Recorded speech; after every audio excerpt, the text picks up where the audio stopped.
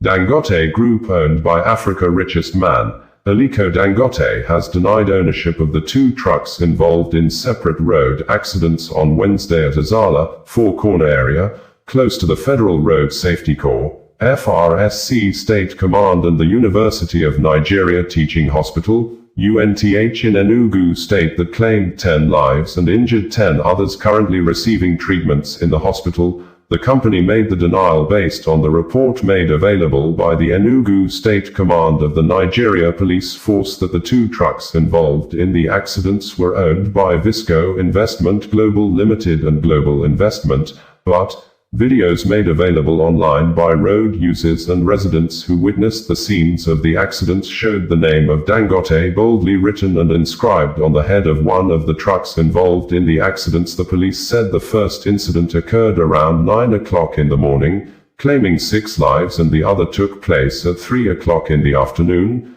killing 4 persons. And our check indicated that the Visco Investment Global Limited is registered by Nigeria Corporate Affairs Commission, CAC, as a general contractor, and the company head office is opposite Dangote Cement factory at Obajana in Lokoja area of Kogi State. And its statement on Wednesday, Dangote Group may have admitted Visco Investment Global Limited as a partner, as it described the contracting company as a third party.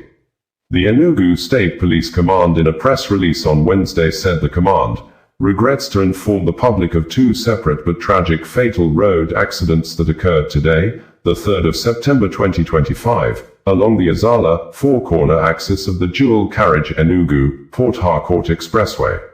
The crashes claimed 10 lives and left 10 others hospitalized. The first incident, a multiple vehicle crash, happened at about 9 a.m. on the Enugu inward-bound lane. A Howo truck, inscribed Visco Investment Global and laden with bags of white cement, was en route Abuja from Abia State, when it collided with a Toyota Corolla car that was attempting to overtake another truck on the same route. A Photon bus and a Daihatsu Hijet minibus, both driving one way, were also caught in the collision. Sadly, the truck head and the Toyota Corolla car went up in flames, with 5 occupants of the car burning to death. A passenger in the minibus was equally confirmed dead by the attending medical doctor. Similarly, at about 3 p.m. on the same road, another fatal crash occurred. This time, it involved a Sino truck belonging to Global Investment and a tricycle. The truck, laden with cement and driving one way from Gariki Enugu to Nenwe in Ananri local government area, on the same Enugu inward-bound lane, rammed into the tricycle, leading to the death of its 4 occupants. They were rushed to the hospital but later confirmed dead. 10 other persons, injured in the separate crashes, are currently receiving medical attention. The Commissioner of Police, Enugu State Command, CP Maman Bitrus Giwa, while mourning the tragic loss of lives and commiserating with the families of the deceased, has directed the State Motor Traffic Department to carry out a diligent investigation into the circumstances surrounding the accidents. The CP describes the crashes as avoidable and strongly cautioned drivers to exercise utmost care, especially during these Ember months, when road traffic usually increases and accidents are more frequent. He reminded motorists that no journey is worth the loss of lives, urging them to shun recklessness, obey traffic rules, and prioritize safety over speed to prevent further tragedies. SP Denal Ndukwe, the police public relations officer, Enugu State Command, stated. In a statement signed by its management on Wednesday, Dangote Group said the vehicle with Dangote inscription was operated by a third party. We are engaging with the appropriate agencies to find out why the truck was carrying our logo when it is not part of our fleet. Going forward, we will apply more scrutiny to the unauthorized use of our brand identity, especially the misuse of our logo on vehicles not linked to the group. Ordinarily, it is our policy not to comment on individual cases, but the spread of misinformation linking these incidents to the Dangote Group without evidence has compelled us to respond. We call on the public and the media to avoid spreading unverified claims, the statement partly read. We are committed to cooperating fully with the relevant authorities and insist that investigations should be allowed to run the course without interference. We strongly reject attempts to exploit tragedies like this for malicious or financial gain, the Dangote Group stated, and the company maintained that it remains committed to the highest standards of corporate responsibility, safety, and integrity.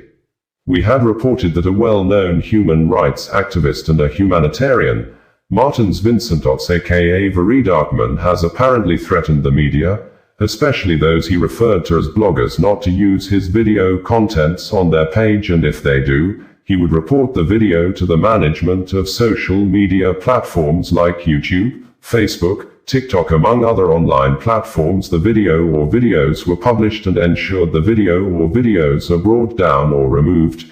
He stated this on Tuesday noon in a 9-minute video wherein he accused the media, especially those he referred to as bloggers, of not joining hands with him and others to launch massive campaign and awareness when Ruth Ottobo was alive, the sister of the Big Brother Nigeria Season 7 winner, Ejima Ottobo aka Fina, who allegedly needed more attention and care from Dangote Group of company owned by Africa's richest man, Aliko Dangote, whose truck hit Ruth Ottobo a few days after the accident. Victim, Ruth Ottobo, rounded off her examinations as a final year student of Federal Polytechnic in Auchi, but, according to Veridakman, soon after the death of the accident victim was announced on Sunday, bloggers started publishing the news stories massively. Continuing, Veridakman accused Fina of being a greedy person, saying, Fina wrote a demand list of 1 billion naira to Dangote even when she has not visited her sister in the hospital to know the true picture of her condition. In a swift reaction, a well-known sex educator who uses raw words to pass across her teachings,